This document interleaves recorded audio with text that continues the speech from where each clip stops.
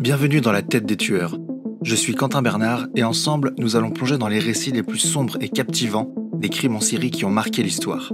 Préparez-vous à explorer les méandres de l'esprit des tueurs, à découvrir leurs motivations cachées et à comprendre les enquêtes complexes qui ont mené à leur capture. Bienvenue dans la tête des tueurs. Dans la tête des tueurs en série. Aujourd'hui, nous plongeons dans les profondeurs obscures de l'esprit humain pour explorer ce qui pousse certains individus à devenir des tueurs en série. Quelles sont les caractéristiques psychologiques communes à ces criminels ? Sont-ils nés avec une prédisposition au meurtre ou est-ce le résultat de leur environnement ? Des noms comme Ted Bundy, Jeffrey Dahmer et John Wayne Gacy évoquent immédiatement des images de crimes horribles. Mais au-delà des actes, ce qui intrigue le plus, c'est leur esprit. Qu'est-ce qui les motive ? Quelles sont les caractéristiques qui les unissent ? Dans cet épisode, nous allons décortiquer les éléments psychologiques qui définissent les tueurs en série. Nous explorerons les traits communs chez les tueurs en série, comme le narcissisme, l'absence d'empathie et les troubles de la personnalité. Nous examinerons également comment leur enfance, leurs relations sociales et même leur biologie peuvent contribuer à façonner ces criminels. Enfin, nous discuterons des limites de la compréhension psychologique et des controverses entourant le profilage criminel. Commençons par définir ce qu'est un tueur en série. Selon le FBI, un tueur en série est une personne qui commet au moins 3 meurtres distincts, généralement dans des circonstances différentes, avec une période de pause entre chaque crime. Cette définition se distingue de celle des tueurs de masse qui tuent plusieurs victimes dans un laps de temps très court. Bien que chaque tueur en série soit unique, des traits communs se retrouvent souvent dans leur psychologie. Parmi les plus notables, on trouve le narcissisme, où l'individu se considère supérieur aux autres, un sentiment souvent accompagné d'une profonde envie de contrôler et de domination. Un autre trait commun est l'absence d'empathie.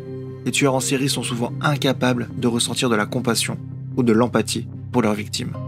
Ce manque d'émotion est souvent lié à des troubles de la personnalité, comme la psychopathie ou la sociopathie. Ils présentent également une incapacité à maintenir des relations sociales normales. Beaucoup de tueurs en série sont décrits comme des loups solitaires, incapables de se connecter avec les autres de manière authentique, ce qui les conduit à compenser ce manque par des fantasmes violents. Ted Bundy, par exemple, était extrêmement narcissique, se voyant comme supérieur, non seulement à ses victimes, mais aussi aux forces de l'ordre.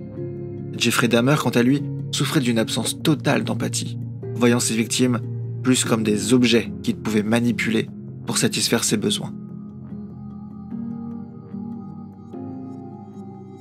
L'enfance joue souvent un rôle crucial dans le développement des tueurs en série.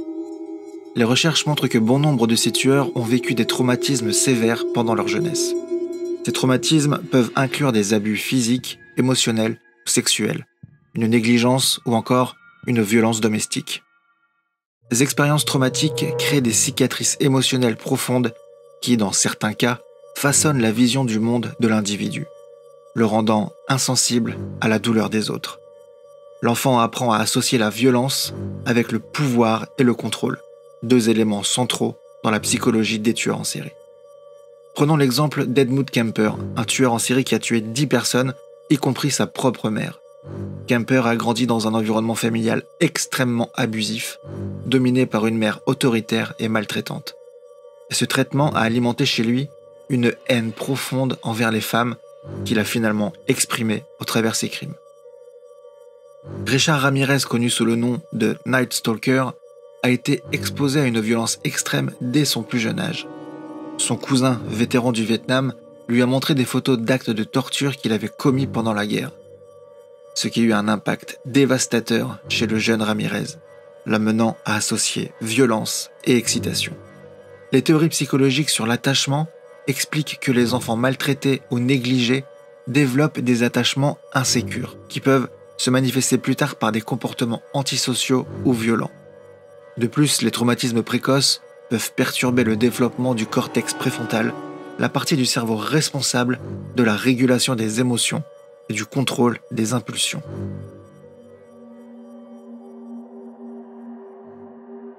Les troubles de la personnalité, en particulier la psychopathie et la sociopathie, sont souvent présents chez les tueurs en série. Ces deux conditions partagent des caractéristiques communes, comme l'absence d'empathie et de remords, mais diffèrent dans leur origine et leur manifestation.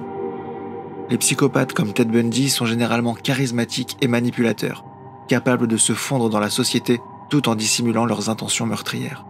Ils planifient soigneusement leurs crimes et agissent avec une froideur calculée. Les sociopathes, en revanche, sont plus impulsifs et désorganisés. Ils peuvent être plus faciles à repérer car leur comportement antisocial est souvent plus flagrant. Cependant, ils peuvent aussi être extrêmement dangereux, comme en témoigne le cas de Richard Chase, connu sous le nom du vampire de Sacramento, dont les crimes étaient violents et chaotiques. Le trouble de la personnalité narcissique est également courant parmi les tueurs en série. Ces individus ont un besoin constant d'admiration et se considèrent souvent comme des êtres exceptionnels, justifiant leurs actes par un sentiment de supériorité. Leur ego fragile les pousse à rechercher des moyens extrêmes de prouver leur valeur. John Wayne Gacy, par exemple, un tueur en série qui a tué au moins 33 jeunes garçons, était obsédé par l'idée de contrôler et de dominer. Gacy aimait se présenter comme une personne importante dans sa communauté, tout en commettant ses crimes horribles en secret. Le débat inné contre acquis reste central dans les études des tueurs en série. Alors que certains psychologues soutiennent que les troubles de la personnalité sont enracinés dans la biologie, d'autres insistent sur l'importance de l'environnement et des expériences de vie. Il est probable que la vérité réside quelque part entre les deux, chaque cas étant influencé par une combinaison de facteurs génétiques et environnementaux. Un autre élément crucial dans le profil psychologique des tueurs en série, c'est la présence de fantasmes violents, qui commencent souvent dès l'enfance ou l'adolescence. Ces fantasmes deviennent un refuge mental pour les futurs tueurs, leur permettant de se sentir puissants et en contrôle. Ces fantasmes peuvent être nourris par des influences extérieures, comme la pornographie violente, les films d'horreur ou même les livres sur les tueurs en série. Cependant, ils ne sont pas la cause directe des meurtres, ce sont plutôt des symptômes d'une psyché déjà déviante. Et pour de nombreux tueurs en série, ces fantasmes violents deviennent un guide pour leurs crimes. Ils élaborent des scénarios complexes dans lesquels ils dominent, torturent et tuent leurs victimes, cherchant donc à recréer leurs fantasmes dans la réalité. Dennis Rader, connu sous le nom de BTK, Bind, Torture, Kill, ligoter, torturer, tuer. C'est un exemple parfait de cela. Rader a passé des années à fantasmer sur ses crimes avant de les commettre, développant un rituel qui lui permettait de vivre ses fantasmes dans la réalité. Ces meurtres étaient minutieusement planifiés et exécutés, de manière à maximiser son plaisir sadique. Avec le temps, les fantasmes des tueurs en série peuvent évoluer, devenant de plus en plus violents et extrêmes. À un certain point, ces fantasmes ne suffisent plus et le besoin de les réaliser dans le monde réel devient irrésistible pour le tueur. Cette escalade est souvent ce qui pousse le tueur en série à commettre de nouveaux crimes, chaque acte devenant un moyen de satisfaire un besoin de plus en plus insatiable de violence et de domination. On ne peut pas rédiger une thématique sur la psychologie des tueurs en série sans évoquer la triade de MacDonald. Cette triade est aussi connue sous le nom de triade du sociopathe. C'est une théorie développée par le psychiatre John MacDonald en 1963. Selon cette théorie, il existe 3 comportements spécifiques observés durant l'enfance qui pourraient être des indicateurs précoces d'une future tendance à la violence extrême, notamment le meurtre. Ces 3 comportements sont la pyromanie, la cruauté envers les animaux et l'énurésie nocturne persistante. Commençons par la pyromanie. Le fait de mettre le feu délibérément à des objets ou à des bâtiments est souvent interprété comme un signe de colère refoulée ou de frustration. Pour certains jeunes enfants, allumer des feux peut être une manière de se sentir puissant et de prendre le contrôle dans un environnement où ils se sentent impuissants. Ensuite, la cruauté envers les animaux est l'un des signes les plus alarmants. De nombreux tueurs en série ont commencé par torturer ou tuer des animaux avant de passer à des victimes humaines. Ce comportement est souvent vu comme une première étape vers le développement de fantasmes violents centrés sur le pouvoir et la domination. Et enfin, l'énurésie persistante nocturne au-delà de 5 ans, le pipi au lit, bien qu'elle puisse sembler inoffensive comparée aux autres comportements, Elle est incluse dans la triade comme un indicateur potentiel de stress psychologique ou d'un environnement domestique perturbé.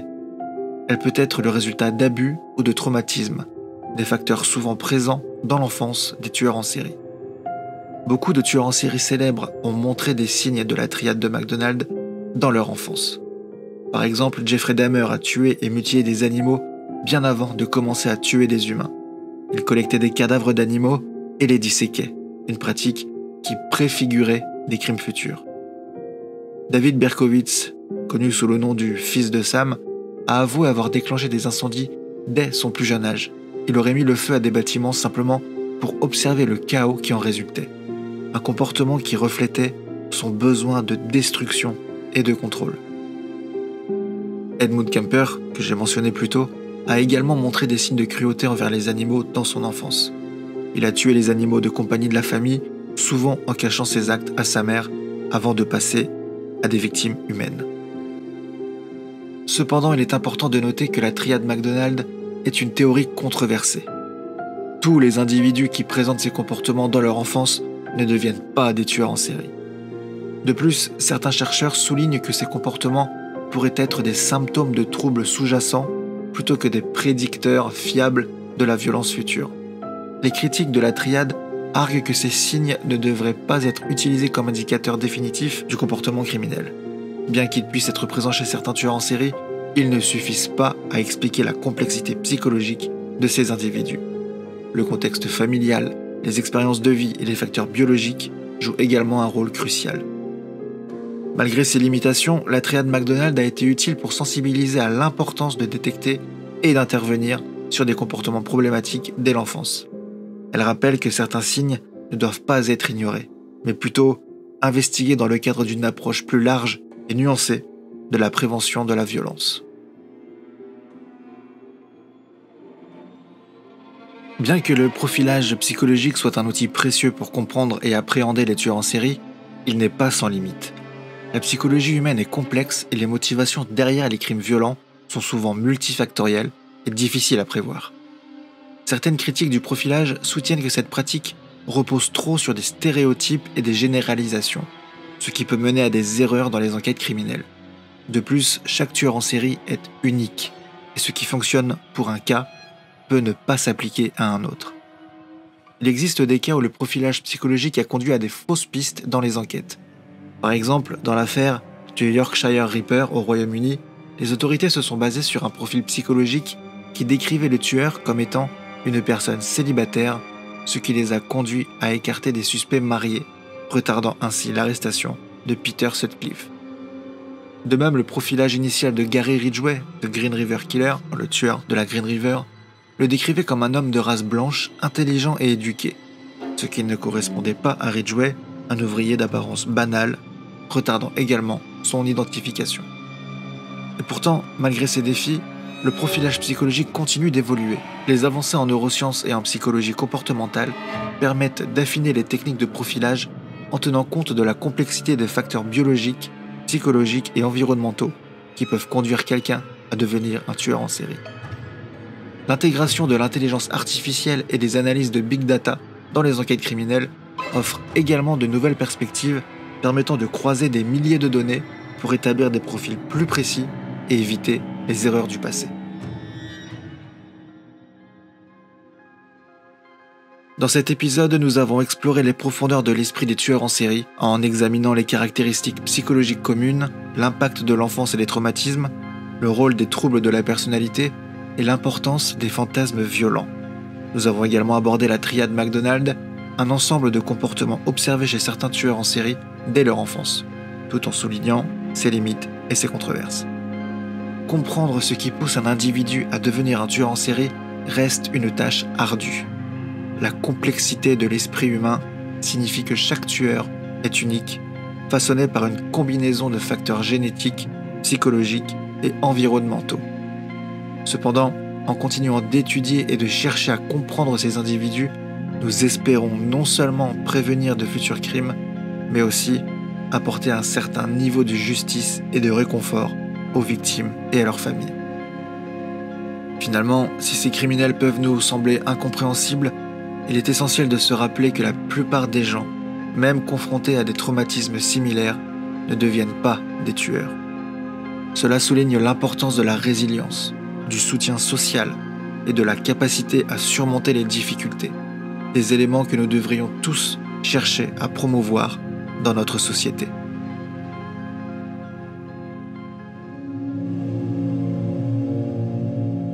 Nous venons de traverser ensemble les abîmes les plus sombres de l'esprit humain, explorant des mystères que beaucoup préfèrent laisser enfouis.